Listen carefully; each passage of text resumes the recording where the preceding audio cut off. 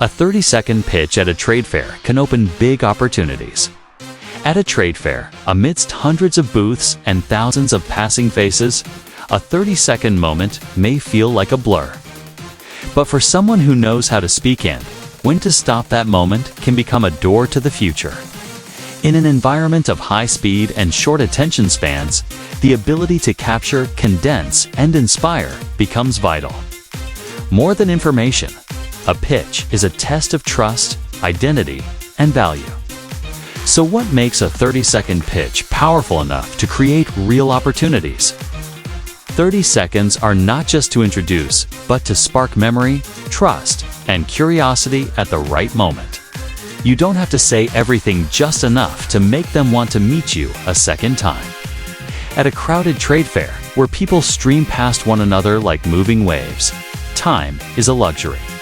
No one comes to listen to a 5-minute business model explanation. Realistically, you have only a few dozen seconds not to explain, but to unlock attention and plant the first seed of trust.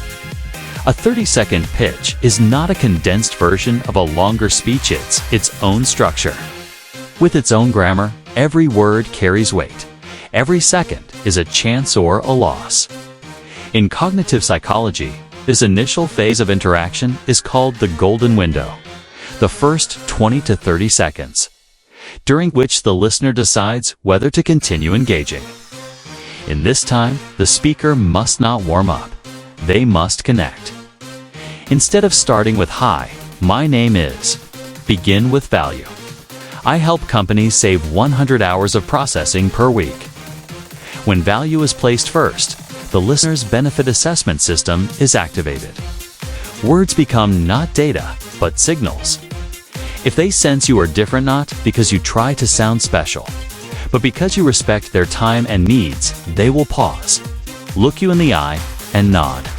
And that one nod in 30 seconds, that's all you need to earn the chance for a second conversation, where real doors begin to open.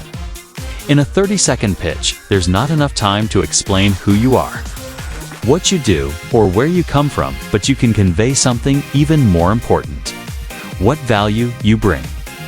This requires a particular linguistic skill, ability to define identity through verbs. Not "I'm working on," but "I help," not "we plan to," but "we're transforming." Every verb is a signal of action, and action is what listeners remember first, not titles or origins. In brand communication, experts call this the verb-first identity, a technique that positions the speaker through verbs in motion, rather than static descriptors. Verbs make you a changemaker from the first sentence, not just a self-introduction. Effective pitches often begin with powerful, value-driven verbs. I help, we optimize, I connect, I turn data into opportunity. Such phrasing signals readiness, not storytelling. In speed pitching events, listeners often remember only the verb you used and how you made them feel about your ability to act on it. Language, at this point, stops being informational, it becomes positional. And when carefully chosen, each verb in a 30-second pitch can replace an entire 5-minute presentation. Therefore, those who speak briefly aren't short on ideas, they simply know how to select the right words to express identity through action. One of the most common mistakes in a 30-second pitch is trying to say enough data, enough achievements, enough details. But a great pitch isn't about giving full understanding, it's about creating the desire to know more. The emotion to spark in the first 30 seconds isn't satisfaction, but curiosity. In communication behavior, this is known as catalyst communications, peaking just enough to trigger the next action. This is fundamentally different from complete presentation thinking. An investor doesn't decide based on everything you say, but based on one thing you say that makes them ask, "What's next?" Think of your pitch not as a torch, but as a spark. The final sentence of a pitch should not conclude, should invite. For example, if you've seen hiring take 3 weeks, I can help finish it in 3 days, let me show you how. The deliberate holding back of information at the right moment makes the listener pursue it. And when they pursue, they connect more deeply. In cognitive psychology, this is the information gap, effecta gap, that motivates discovery. A pitch succeeds not by completion, but by crafting a gap worth crossing. That's the art of planting curiosity, leaving someone with a question, not just a note. And in a world where everyone says too much, the person who saves the right thing for later is the one who gets the follow-up. A great pitch is not only about content, but about how it is delivered. In a noisy trade fair environment where people are surrounded by endless sound and visuals, you don't just need to be heard, you need to be felt. And that doesn't mean speaking louder, but deeper. You speak not only with words, but with eye contact, tone, breath, and silence. A sentence delivered with direct gaze, steady voice, and emphasis on key words has greater impact than a fluent paragraph spoken without presence. In nonverbal communication, this is called embodied delivery, the way a speaker conveys meaning through body and emotion, not just language. Someone may say the same words as you, but the way they look, pause before key phrases, or breathe before ending makes the impression completely different. In short-term memory studies, researchers found that 55% of retention comes from facial and vocal expression, only 7% from actual words. Meaning, your message lives more in your presence than your script. A 30-second pitch, therefore, doesn't just need to be written well, needs to be performed well. Practice steady eye contact, grounded breathing, and rhythmic pacing. When you speak with full presence, the listener doesn't feel you're introducing something. They feel you are living it. And they trust you. A 30-second pitch is not a block of information, it's a miniature stage design. Every second plays a distinct role. The opening grabs attention. The middle conveys value, and the ending sparks a next step. When you design your pitch like stagecraft with beats, accents, and silence, you are not just delivering information, you're crafting an emotional experience. In behavioral psychology, people tend to remember what happens at the beginning and end, primacy and recency effects. The middle often blurs unless emotionally triggered. Therefore, a short pitch must not be flat, it needs rhythm. A strong start, a sharp central point, and a closing that invites action, call to curiosity or call to meet. For example, if in the first 10 seconds you ask, "Do you know how much uncollected data your business loses every minute?" You've shifted the listener from hearing to responding.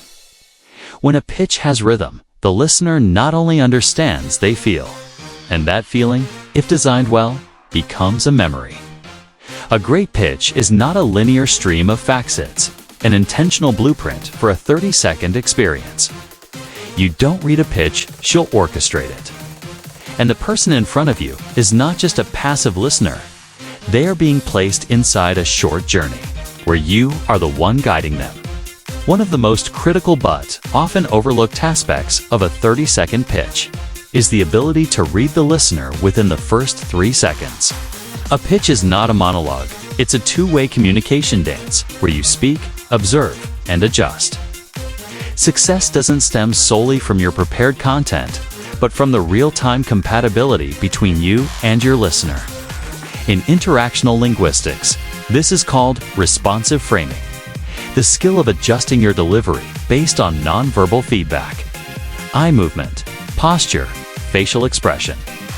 If the listener tilts their head, furrows their brow, or glances away, these are cues. Slow down, shift tone, or change your entry point. A great pitch doesn't force all points, it pauses to ask, "Does that sound relevant to you?"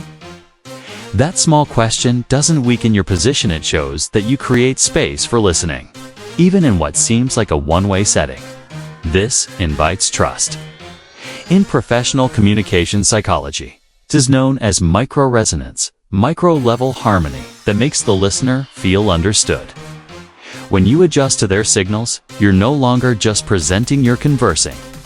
And the pitch, instead of ending at 30 seconds, becomes the door to the next conversation. Because what people remember isn't just your message, it's the feeling that they were seen, understood, and acknowledged, even in a single nod. In a world where everyone is in a rush, the ability to say less but say it well, not just a skilly, it's a symbol of readiness. A 30-second pitch may not say everything, but it says enough to show you know who you are, you know what you do, and you respect the listener's time. That's why a successful pitch isn't when you finish speaking, but when the listener chooses to stay. At international trade fairs, where thousands of brands compete for attention, people aren't looking for the most eloquent speaker, but for the one who shows they're ready to begin. And nothing signals readiness more than a short, clear, compelling message that invites dialogue rather than imposes it. Communication philosophy calls this concise impact, when a compact message can open long-term doors. Here, the pitch is no longer just a two-lits, a representation of your thinking, your spirit, and your professional culture. So don't worry that you only have 30 seconds, treat it as an honor. The one who can speak well in 30 seconds is often the one who can lead well for 30 minutes or build trust over 3 years. A 30-second pitch is not merely an introduction. It's a test of clarity, mindset, and connection. It doesn't just speak for your product, it speaks for who you are. And when done right, it doesn't need to be long or complex to open doors that once seemed unreachable. Next time you have 30 seconds with someone that matters, don't rush to say everything. Say just enough to make them smile and want to hear more. Big opportunities often begin with the smallest words.